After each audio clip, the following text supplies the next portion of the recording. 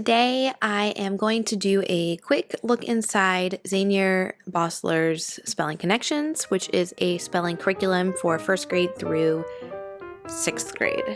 So let's go! Alright friends, I am Sarah from Homespun Childhood. I am a former teacher turned homeschool mom of 3. Here at Homespun Childhood, I share all things curriculum, reading, planning, teaching stuff, and more. So let's dive into this Spelling Connections curriculum. So Spelling Connections is a science of reading kind of based spelling program. That means it's pulling from the research on how children learn how to spell and read words, and it's using phonics to teach different spelling patterns. So each unit or each week you have a different set of words that all fall into a specific pattern or spelling rule. It's developed by Richard Gentry, who actually wrote this book here. He's one of the co-authors of Brain Words, How the Science of Reading Informs Teaching, which is a great kind of quick read on the science of reading and teaching. So this program, without getting this book, if you want more on their research, you can go to their website, and they actually have quite a bit of information of kind of the backstory behind this program and how it was developed. I always recommend looking into the why of a program and making sure it kind of aligns with your values and why they are teaching things the way they are. If you're unsure about what that means and how to look for it, I do have a spelling instruction guide that's now available that walks you through selecting a program and different activities you can use to extend it, including a weekly checklist and a weekly schedule and all that jazz. Let's get down to the program here. This is the new version of this curriculum. You can still pick up the old editions of these on Rainbow Resource. For most levels, you do not need the teacher guide. Do not buy the teacher guide. It is not worth it. You do not need it. These new editions run for about $20 a book, and this will work for a whole grade level. I do recommend supplementing this with a little bit of phoneme grapheme mapping. You don't need any extra materials to do that. That's just a strategy where we are matching each sound that we hear in the word phoneme to the letter or letters, graphemes, that represent that sound in the word. If you're unsure about what that is or how to do it, I have a spelling guide on my website, and I have Poppet Spelling, which goes into both of those. Let's look at 1st grade. So 1st grade is horizontal as opposed to vertical. I'm not really sure why. I kind of wish they were all the same, but there we go. And each of these books has the same format. We have the table of contents, and we go through the different units. Each unit is designed to be about a week long, and they are following a specific pattern. So with 1st grade, we're going through the different short vowels, both in vowel consonant words like at, and then consonant vowel consonant words like cat, the C, the A, and the T. And then we move through the other vowels. So we have 2 weeks of A, 2 weeks of E, and then we review, and then 2 weeks of I, 2 weeks of O, and then we review. One of the things that Gentry talks about both in his book and in the research paper that he has on the thing website is this idea of interleaving.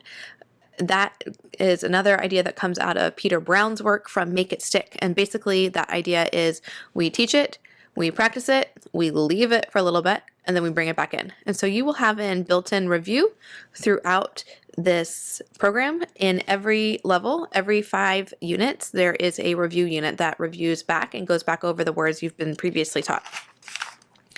1st grade continues through the short vowels. Then we move into our control vowels, inflectional endings, so pulling in that word study here. We add in the long vowel with the magic E, and then we're working through some vowel teams, comparing and contrasting different vowel teams. Long I, review, long U, final CK, digraphs, and trigraphs. 1st grade is pretty straightforward. They're all pretty straightforward, but alas. They have a digital tutor thing you can use on your phone. I have not used that at all, but if you are so inclined, you can do that. And then they jump right in. So you don't have a guide to tell you how to use this. I will walk you through real quick, though, how you could use this. So on day 1, I would say take your word list, introduce the spelling pattern or the rule. So in this case, it's short A. A says it's short sound when followed by a consonant. Then you're going to map your words using letter tiles or a Poppet Spelling. Again, I go into that in this guide and in my Poppet Spelling guide. You're going to do some phoneme grapheme mapping of all of those words, and then maybe you do one of the pages. Okay, so let's count and look how many pages we have. So we have page 1 for Unit 1, 2 is connect to phonics, 3 connect to reading, 4 connect to writing, 5 is your challenge, 6 is your challenge. Okay, so there are 6 pages. Now, I just recommend doing your phoneme grapheme mapping on day 1 and then page 1 on day 1. And then moving through doing a page each day. If the words are, easy for your child, you can swap out one of the easy ones for a challenge one, or you can just include the challenge ones at the end if you want. It really does not matter the order that you do these pages in, and the challenge pages are meant to be a challenge. So if it's super easy, and you're wanting to figure out which pages are important to do for each unit and which ones you could skip, you could sub out some of the pages for the challenge. In the earlier grades, the reading and the writing pages are pretty straightforward, but those would be ones that you might want to kind of consider which skills you want to focus on for your specific child when you get to the upper grades, and I'll show you that in a minute. Okay, and then we start Unit 2, and it's the same thing. Focus on the word study. Connect to phonics, connect to reading, writing, challenge, challenge. Okay, so this is really a program that is encouraging the kids to be writing and reading the words. Okay, the act of actually writing down the words, it helps it stick in our brain better when we physically handwrite the words. So I like that we have some workbook practice here. I know worksheets and workbooks can get a bad rap in the homeschool world and traditional school world. They do have a time and a place, and for spelling, it's one that I recommend definitely incorporating some kind of handwriting practice, like physically handwriting the words, whether that's in a spelling notebook or in a workbook like this, that's up to you. If you're looking for activities that you can do outside of one of these workbooks, I do have a whole bunch in here. And the whole program just moves through that same way. In the back of the book, we do have some little handwriting charts. We have how to use a dictionary. There are not as many dictionary prompts. I don't think there are any in first grade. The older grades, they do have some more dictionary prompts, like looking things up in a dictionary. And then how to use a thesaurus. These are all perforated, so you can easily pull these out. I actually do pull these out and put them in a little menu thing that we use for referencing when needed. Let's look at second grade. This is the one that we used last year, so it does have quite a bit of writing in it. So we start off with review. Units 1 through 6 are all review from first grade, teaching some blend digraphs, so NK and G. Then we're going back into long vowel, comparing and contrasting the patterns, back into K versus CK versus C. This is something that is tricky for a lot of kids, and it does not stick until years of practice. So if you have a child and you've taught that rule from the beginning and it's like third grade and they're still working on it, that's very normal. Diphthongs, we go into inflectional endings here. We start some prefixes, more review, more long vowels, more inflectional endings, stable syllables. Now we're starting to teach the different syllable types here. Our controlled, digraphs, compound words. And you'll see though, the format has kind of stepped up a little bit. They also have the words in print and in cursive. So when we look at Unit 1 here versus Unit 1 there, okay, the font is smaller. We have the words in a sentence,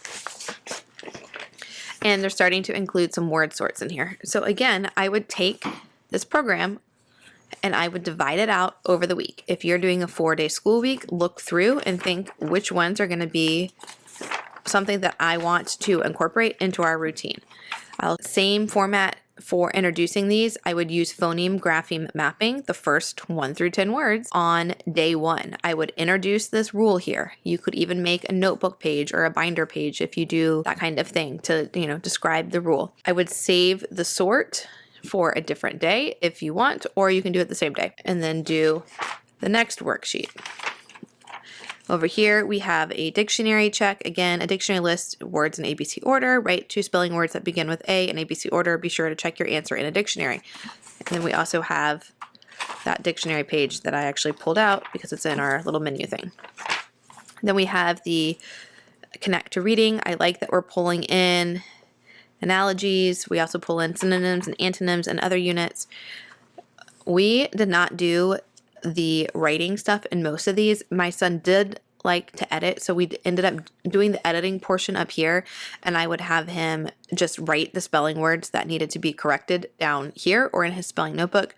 We were doing quite a bit of handwriting through our writing program, IEW and Write by Number, and through copywork and through all those things outside of the spelling. So asking him to then copy this out was not something that was a priority for us because we were already doing so much other writing, but he really did enjoy the editing part. So keep in mind, like if you have a child that you're trying to figure out how to incorporate more writing and they need to practice handwriting, then yeah, have them write it all out. If not, then skip that part. You don't have to do all of it. Then we had the word study over here, and then information about science. A lot of times we skip this part just because we were doing a lot of other types of stuff during the day. So thinking about what works for you. If we look up here to Unit 17, we have our word list here. I think my son had just crossed them off as he was doing a sort in his Schoolnest notebook. We go into the Connect to Phonics and the Connect to Reading.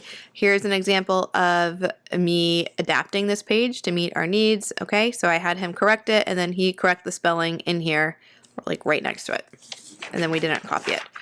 And then over here, then we did he read this and he highlighted the spelling words over here. And then I think he wrote the spelling words in his Schoolnest notebook again. So making it work for you the way that you need it to work. All right, so here's third grade table of contents. We're reviewing short vowels for just 3 units here. Then we're going to move into diphthongs, vowel digraphs, vowel consonant E, long A, long E, long I, long O, review, blends and digraphs, complex consonants, soft G and soft C, schwa sound, final stable syllable. I like that we're calling them the stable syllables. Review, R-controlled, more R-controlled, homophones, compound words, review, syllable division patterns, double consonant plus Y, drop the final E rule. This is the word study really coming in now. Contractions and abbreviations, inflectional endings, plurals, change the Y to an I, suffixes, prefixes. Okay, our word study list here. The number of words is expanding. Again, with these, I would also do the phoneme grapheme mapping. Maybe now you're spreading it out over 2 days. Maybe they have the stamina to do it all in 1 day. You can do the sort the same day or a different day. And then you've got your practice pages. The same lineup and organization as 1st grade through 2nd grade.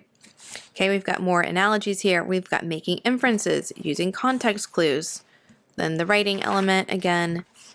The word study, syllables and sounds, pattern, power, reading informational text, and then we move into Unit 2. And again, those were review units, so let's look up ahead a little bit. We'll come to Unit 15. Okay, so we've got our word list here, identifying the schwa, abstract vowels, dictionary check, word study, the schwa sound, adding in more words here.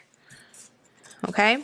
So this is spelling connections. I only have 1 through 3 to show you because that's what we have been working on, but I do recommend this program, and this is a great program you can use on its own.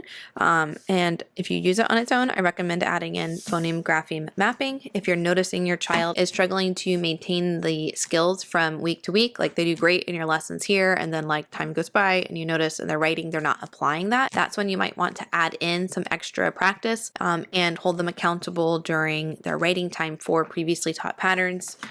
I go over all that over here in my spelling guide. Definitely check this out if you're looking for a program, and let me know if you have questions. You can drop them below in the comments or come find me on Instagram and check out my spelling highlight where I cover a lot of kind of how we're using this day to day. Thanks everyone. If you found this video helpful, please hit that like button and make sure to subscribe.